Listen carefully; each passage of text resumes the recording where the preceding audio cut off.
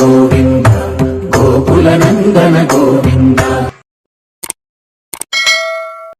சூடிக் கொடுத்த சுடற்கொடியே தொல்பாவை வாடி அருளவல்ல பல்வளையாய் நாடினி வேங்கடவர்க்கன்னை விதி என்ற இம்மாற்றம் நாம் கடவா வண்ணமே நல்கு. 27ஆம் பாட்டு.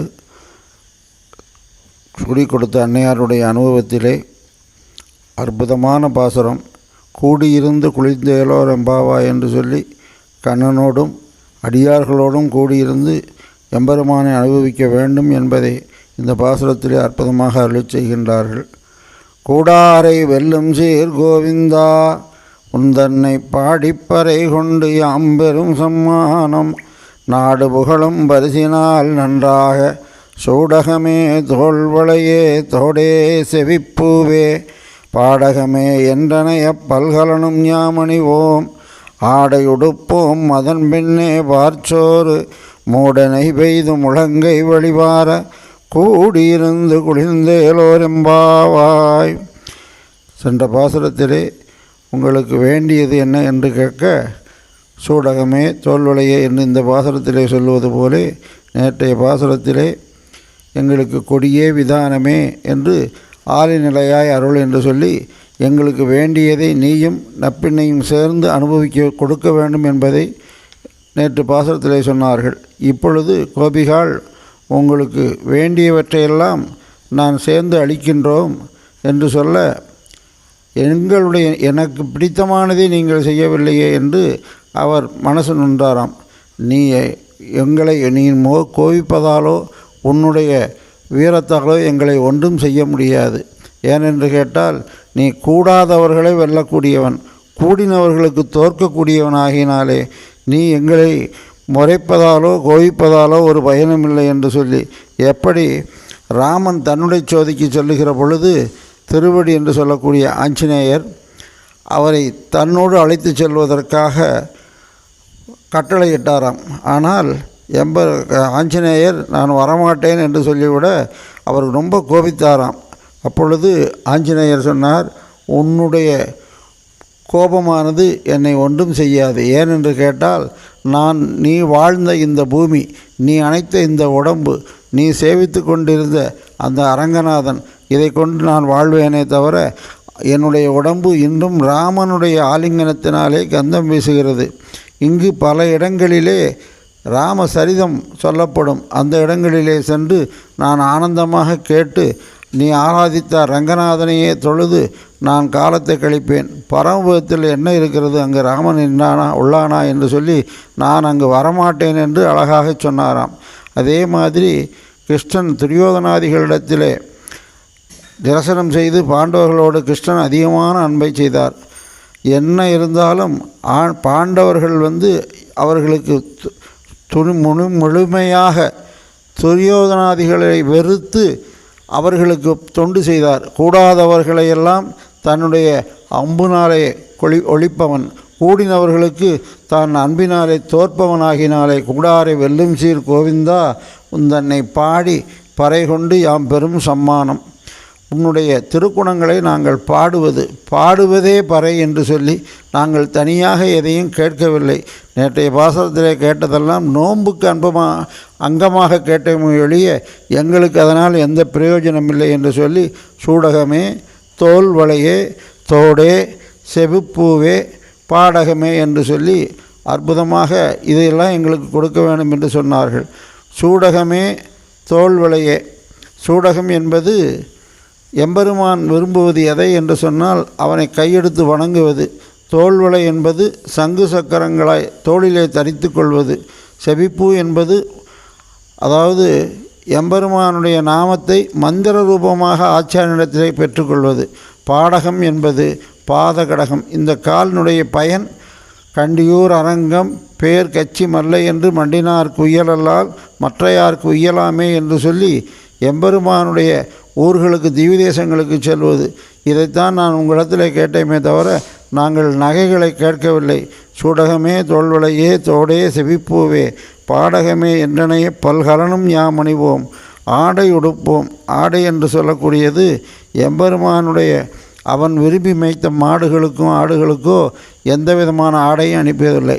நாங்களும் மிருக ஜென்மம் போல நாங்களும் விலங்குடு மக்கள் அணையர் என்றபடி ஞானம் இல்லாத காலத்திலே உலகிலே தெரிந்தோம். எப்பொழுது ஞானம் வந்ததோ அப்பொழுது தான் நாங்கள் மனிதனாக மாறினோம். நாங்கள் இப்பொழுது ஆடை உடுக்கின்றோம். எந்த ஆடை என்று சொன்னால், எம்பெருமான் நீ உடுத்து களைந்த நின் பீதக வாடை உடுத்து கலத்ததுண்டு தொடுத்த துளாயமுள்ள சூடி களைந்தன சூடும் தொண்டர்களோம் என்று சொல்லி அப்பேற்பட்ட ஆடையை நாங்கள் உடுக்கின்றோம். ஆடை உடுப்போம். அதன் பின்னே பார்ச்சோறு மூட, அதன் பிறகு ஆடை உடுத்து ஞானம் அனுஷ்டானங்கள் எல்லாம் எங்களுக்கு வந்த பிற்பாடு பால் சோறு மூட நெய் பெய்து என்கின்றார். பால் சோறு என்பது எம்பெருமானுக்கு எது பிடிக்கும் என்று சொன்னால், உயர்ந்தது என்று சொன்னால் பகவத் அனுபவம், அதைவிட உயர்ந்தது பாகவத் அனுபவம். சோறு உயர்ந்தது, அதைவிட பால் சோறு ரொம்ப உகந்ததாக இருப்பது போல பகவத் அனுபவத்தை காட்டிலும் பாகவத அனுபவத்தை காட்டிலும் ஆச்சாரிய அனுபவம் உயர்ந்தது என்பதனாலே பால் சோறு மூட நெய் பெய்து முழங்கை வழிவார, மூட நெய் பெய்து முழங்கை வழிவார. இந்த அடியார்களாக இருக்கக்கூடிய இவர்களுக்கு பால் சோறு வாயில் தொங்காதா என்று கேட்டாராம். அப்படி கேட்கின்ற பொழுது, பால் சோறு கையில் தொங்கினாலன்றோ வாயில் தொங்குவது. எம்பெருமானை பிரிந்திருந்த இவர்கள் இன்று எம்பெருமானை கண்டவுடனே, ஐயோ இவ்வளவு காலம் பிரிந்திருந்தோமே, இதுக்கு ஏதாவது ஆபத்து வந்துவிடும் என்று சொல்லி கண்ணே வாயாக பருகி கொண்டிருந்தார்களாம் அவனுடைய வடிவழகை. அப்பொழுது கையிலே பெற்றிருந்த சோறானது அது நெய்ச்சோறு பால் சோறு ரெண்டும் கலந்த சோறு, பால் சோறு. அதில் நெய்யே முழுமையாக இருந்ததாம். ஆனால் கையில் வைத்து கொண்டிருந்தவர்களுக்கு அது வாய்க்கு செல்லவில்லை. கையை வைத்த வாக்கிலே அப்படியே அவனுடைய வடிவழகை பார்த்து கொண்டிருந்தாராம். அது மூட நெய் பெய்து முழங்கை வழிவார என்றார்கள். பார்ச்சோறு மூட நெய் பெய்து முழங்கை வழிவார. இவர்களுடைய வாயிலே அந்த பிரசாதம் செல்லாதனாலே வாயிலே நெய் படவில்லை. அது எங்கே வந்ததென்றால் கைகளில் முழங்கை வழியாக வந்தது. ஒரு தண்ணீர் பந்தல், மிகவும் கடுமையான வறட்சி. அங்கு தண்ணீர் அந்த காலங்களிலே கையை வைத்து தான் ஊற்றுவார்கள். அப்படி ஊற்றுகிற பொழுது பின்னால் இருந்தவனுக்கு தாகம் மேலிட்டினாலே முன்னால் குடிப்பவனுடைய முழங்கை வழியாக கீழே ஊற்றுகிற தண்ணீரை அவன் அருந்தினானாம். அதே மாதிரி இங்கு முழங்கை வழிவார கூடியிருந்து குளிர்ந்தேலோர் எம்பாவாய். இப்பேற்பட்ட அனுபவம் கண்ணனோடு கூடி இருக்கக்கூடிய எங்களுக்கு அதுதான் எங்களுக்கு குளிர்ச்சிதரமாகினாலே நீ இதை செய்தால் போதும் என்று சொல்லி இந்த பாசுரத்திலே அற்புதமாக அருளச் செய்கின்றார்கள். இதுதான் இந்த பாசுரமானது அடியார்கள் குழாங்கள் உடன் கூடுவது எந்துகளோ என்று சொல்லி எப்பொழுது ஆழ்வார் எம்பெருமானுடைய குணானுபவத்தை அனுபவிக்க வேண்டும் என்று துடித்த பொழுதும் அங்கும் எனக்கு அடியார்களோடு சேர்ந்து இருக்கக்கூடிய அனுபவம் தான் வேண்டுமே தவிர, எப்படி பட்டர் அந்த பரமபதம் என்று சொல்லக்கூடிய அங்கு சென்று பார்ப்பேன், இந்த ரங்கநாதன் நம்பெருமாளுடைய திருமுக மண்டலம் மாதிரி இல்லை என்று சொன்னால் நான் வானத்தை கிழித்து கொண்டு கீழே குதித்து விடுவேன் என்று சொன்னது போல ஆழ்வாரும் அடியார்களோடு கூட இருக்காத எம்பெருமான் எனக்கு தேவையில்லை என்று சொல்லி வருந்தினாராகினாலே அப்பேற்பட்ட பெருமையுடையவர் ஆழ்வார்கள் வந்தவர் எதிர்கொள்ள மாமணி மண்டபத்து அந்தமிழ் பேரின்பத்து அடியரோடு இருந்தமே என்று சொல்லி அந்த அனுபவத்தை தான் இங்கே கூடியிருந்து குளிர்ந்தேலோர் எம்பாவாய் என்று அருளச் செய்கின்றார்கள். இந்த கூடியிருந்து குளித்தலானது குளிர்வதானது இப்பொழுது எங்கே நாம் காணலாம் என்று சொன்னால், பெரிய திருநாள் என்று சொல்லக்கூடிய ராப்பத்து பகல் பத்து முழுவதும் அந்த கிளிமண்டபத்திலே அற்புதமாக அடியார்களும் எம்பெருமானும் கூடியிருந்து அரியர்கள் சேவை அற்புதமான திவ்ய பிரபந்த பாசுரங்களை அதனுடைய இயல் இசை நாடகமாக நடித்து காட்டக்கூடியது. பரமபதத்தினுடைய அனுபவத்தை நமக்கு முன்னோடியாக சில திரைப்படங்கள் வெளிவருவதற்கு முன்னாலேயே அதனுடைய ஸ்லைடு என்று சொல்லி முன்னாடி கொஞ்சம் போட்டு காட்டுவார்கள். அதை பார்த்த பொழுது இந்த அனுபவம் நமக்கு கிடைக்க வேண்டும் என்றால் மீதி வெண்திரையில் காண்பை என்று சொல்லி தியேட்டருக்கு வர வச்சுருவாங்க. அதே மாதிரி பரமபத அனுபவத்தினுடைய ஒரு பகுதியை நமக்கு நம்முடைய முன்னோர்கள் அரையர்களை கொண்டு எம்பெருமானுடைய திருமுன்பு அற்புதமாக காட்டுவது மட்டுமல்ல, அகம்மன்னம் என்று சொல்லி அன்னமாக இந்த ஆத்மாவை நான் அன்னமாக உண்கின்றேன் என்று சொல்லியும் அந்த அடியார்களுக்கு அன்னமாக என்னுடைய அனுபவத்தை தருகிறேன் என்று சொல்லுவது போலே அந்த பெரிய பெருமாளுடைய திருவடி வாரத்திலே நிறைய தளிகையெல்லாம் அமுது செய்து அதை அடியார்களுக்கு கொடுக்க, அடியார்களுடைய கூட்டமே தனக்கு அன்னமாக அனுபவிக்கக்கூடிய பெரிய அனுபவம்தான் இந்த பெரிய திருநாள் என்று சொல்லக்கூடியது.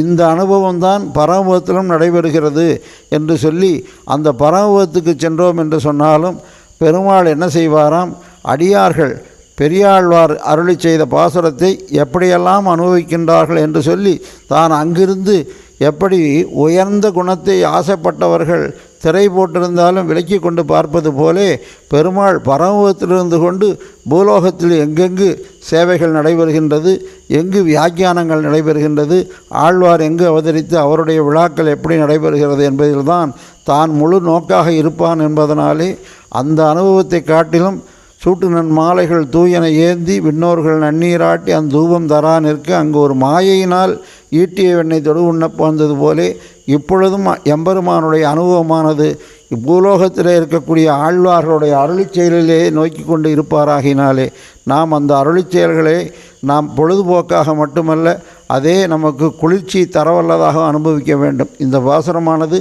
ஆச்சாரியனுடைய திருவடி வாரத்திலே சென்று கூடாரை வெல்லும் சீர் கோவிந்தன் அவன் எப்பேற்பட்டவன் என்று சொன்னால், ஒரு சமயத்திலே கண்ணனானவன் அர்ஜுனனுடைய கால் மேல் காலை போட்டுக்கொண்டும் அர்ஜுனன் கண்ணனுடைய காலிலே மேலுமாக போட்டு கொண்டிருந்தானாம்.